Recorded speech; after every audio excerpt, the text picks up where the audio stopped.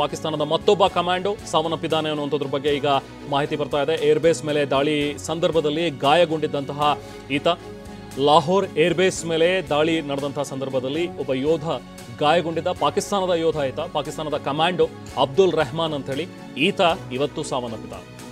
So ಗಂಭೀರವಾಗಿ ಗಾಯಗೊಂಡಿದ್ದಂತಹ commando Rahman ದೃಶ್ಯಗಳಲ್ಲಿ ತಾವು ಫೋಟೋದಲ್ಲಿ ನೋಡ್ತಾ ಇದ್ದೀರಿ. ಈತ ಪಾಕಿಸ್ತಾನದ ಒಬ್ಬ ಕಮಾಂಡೋ, ಆತ ಕೂಡ ಇದರಲ್ಲಿ ಮೃತಪಟ್ಟಿದ್ದಾನೆ. ಸೊ ಅಂದರೆ ಸೇನೆ ನಡೆಸಿದಂಥ ಒಂದು ಕಾರ್ಯಾಚರಣೆ ನೆನೆ ಕ್ಲಿಯರ್ ಆಗಿ ಅದನ್ನೇ ಹೇಳ್ತಾ ಇದ್ರು. ಯಾವುದೇ ನಾಗರಿಕರ ಮೇಲೆ ನಮ್ಮ ದಾಳಿ ಯಾವತ್ತೂ ಕೂಡ ಆಗಿಲ್ಲ. ಅದು ಈ ಬಾರಿಯೂ ಕೂಡ ನಾವು ನಡೆಸಿರುವಂಥ ಒಂದು ದಾಳಿ ನಾಗರಿಕರ ಮೇಲೆ ಆಗಿರಲಿಲ್ಲ.